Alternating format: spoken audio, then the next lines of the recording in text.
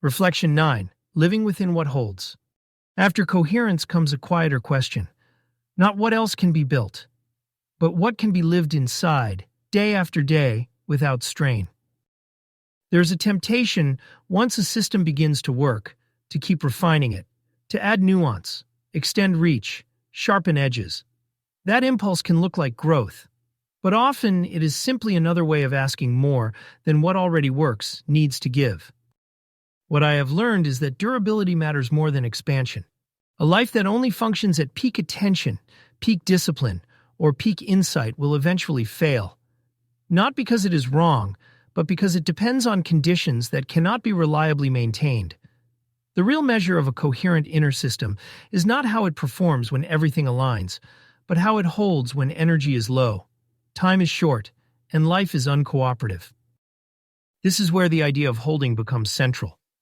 The guideposts no longer need to be revisited daily. The frameworks no longer need to be defended or rehearsed. The lattice no longer needs to be consciously carried. They exist so that less needs to be carried at all. What feels different now is not that reality weighs less.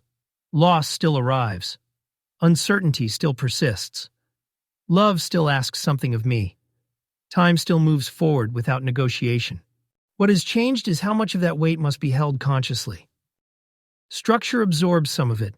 Defaults replace vigilance. Boundaries do their work quietly. Orientation becomes background rather than labor. This is not detachment, it is inhabitation. I can engage without flooding, commit without depletion, care without collapse, think without needing resolution. So the work shifts, from expansion to maintenance, from refinement to restraint, from building coherence to living within it. If earlier stages were about constructing something that could hold, this stage is about trusting what already does. Living within what holds is not a reduction of life. It is what allows life to remain livable over time. And that, quietly, is the difference between intensity and endurance.